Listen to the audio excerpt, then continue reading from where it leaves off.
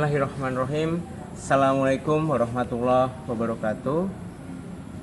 Sahabat Yakis, saat ini kita sudah masuki Ramadan hari ke-13. Semoga apa yang sudah kita jalankan di hari-hari kemarin akan membawa sebuah kebaikan dan memberikan sebuah peningkatan level kita, level ibadah kepada Allah di sisa bulan Ramadan ke depan. Alhamdulillahirrahmanirrahim. Pada kesempatan kali ini kita lakukan segala sesuatu berdasarkan atas keridhaan Allah. Kita selalu mencurahkan bersyukur kepada Allah, dan mohon kita juga selalu diberikan yang namanya kekuatan untuk bisa bersyukur dalam setiap harinya. Salawat dan salam selalu harus kita curahkan kepada Nabi besar Muhammad SAW. Semoga kita semua termasuk menjadi kaumnya di yaumul akhir nanti. Pada hari ini kami perwakilan dari Darul Hikmah Kutoarjo Islamic School akan menyampaikan sebuah kultum, yaitu berbuka puasa sesuai sunnah antara ibadah dan kesehatan. Hadirin yang terhormat, para penonton Darul Hikmah Kutoarjo Islamic School dan sahabat Yakis, kita tahu puasa ini selalu diingat dan dikaitkan dengan menahan lapar dan haus. Ya, lapar dan haus yang selalu menjadikan paling puncaknya. Padahal sejatinya puasa bukan hanya mengenai lapar dan haus. Ada kedisiplinan, ada kenikmatan, yang dimana kalau misalnya itu dilakukan secara sepenuhnya, insya Allah keberkahan dan keridhaan dari Allah akan menyertai dalam setiap langkah kita. Pada saat bulan Ramadan, yang paling benar-benar diinginkan, bukan sekedar diinginkan, yang diidamkan atau yang ditunggu-tunggu oleh semua umat Islam adalah waktu menjelang berbuka puasa. Ya, ketika waktu menjelang buka puasa, di situ banyak sekali keberkahan yang Allah berikan kepada kita semua. Banyak muda-mudi mengisi kegiatan-kegiatan dengan berjalan-jalan atau istilahnya ngabuburit lah. Bahkan diplesetkan, dibilangnya ngabuburait, jalan-jalan sore menggunakan kendaraan bermotor. Nah, ada satu nilai, ada satu perbuatan yang benar-benar mempunyai kesunahan dan kesehatan sangat baik pada saat waktu menjelang buka puasa. Rasulullah SAW mengajarkan kepada kita untuk segera menyegerakan berbuka puasa. Ya, menyegerakan, langsung, tidak menunggu lama-lama tanpa alasan apapun. Dalam sebuah hadis riwayat Bukhari dan Muslim, dijelaskan manusia akan senantiasa berada dalam kebaikan selama mereka menyegerakan berbuka puasa. Artinya, para sahabat Yakis, di sini kita diharapkan agar secepatnya untuk melakukan berbuka puasa, tidak menunda-nunda dengan alasan apapun. Rasulullah juga mengajarkan kepada kita semua bagaimana sebaiknya kita makan saat berbuka puasa. Melalui hadis riwayat Abu Daud dikatakan, Rasulullah SAW berbuka puasa dengan beberapa butir kurma basah, ya kurma basah. Jika tidak ada dengan kurma kering, jika tidak ada dengan beberapa teguk air putih. Kurma, ya. Dalam keseharian kita berpuasa ketika bulan Ramadan, bahkan menjelang bulan Ramadan dan sepanjang bulan Ramadan, kita selalu menemukan kurma di mana-mana. Dunia kesehatan, ilmu pengetahuan menjelaskan bahwasanya kurma ini bukan sekedar buah yang manis saja. Ternyata banyak kandungan kesehatan di dalamnya. Dalam jurnal dunia kesehatan, melalui Fakumi Medical Journal, dikatakan bahwasanya kurma, setiap kurma memiliki zat untuk mencegah patogen-patogen berbahaya dalam tubuh. Di kurma pun ada zinc, ada zat besi, dan mineral yang sangat dibutuhkan oleh tubuh, mencegah anemia, dan memberikan energi instan yang baru.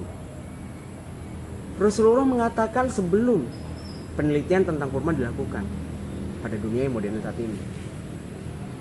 Artinya kita menjalankan sunnah memakan kurma dan berkaitan erat dengan kesehatan dalam aktivitas kita berpuasa. Ironisnya, hadirin sekalian, di zaman sekarang buka puasa bukan sekedar untuk memenuhi kesunahan, bukan sekedar untuk kesehatan saja, tapi sering dikatakan, sering dilakukan bahwasanya buka puasa di bulan Ramadan sebagai ajang balas dendam. Ya, balas dendam. The Avengers, Pak. Balas dendam dari apa? Wah, siang tadi perut lapar, suasana panas, terik. Buka puasa enak nih pakai es.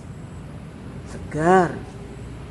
Tambah lagi, sudah minum es, supnya, ditambah lagi pakai sirup, pakai gula, tambahan lagi, pakai kental manis, sehingga jadi sugar bomb di sana. Dan ini berlebihan, hadirin kalian. Fenomena-fenomena seperti ini saat ini banyak sekali terjadi. Padahal hakikatnya puasa mengingatkan kita akan nasib saudara-saudara kita yang tidak memiliki nasib yang sama dengan kita. Seyogianya kita bisa bijak. Cukup dengan kurma memberikan energi instan. Dengan gula yang berlebihan, setelah gula berlebihan, es, minuman dingin, tambah lagi makan dengan jumlah yang porsi besar. Akibatnya apa? Menjelang tarawih kita jadi begah. Padahal Allah mengingatkan pada kita dalam Quran surat Al-A'raf ayat 31, yang artinya, wahai anak cucu Adam, pakailah pakaianmu yang bagus pada setiap memasuki masjid. Makan dan minumlah, tetapi jangan berlebihan. Sungguh Allah tidak menyukai orang yang berlebih-lebihan. Dengan kurma dan air putih cukup.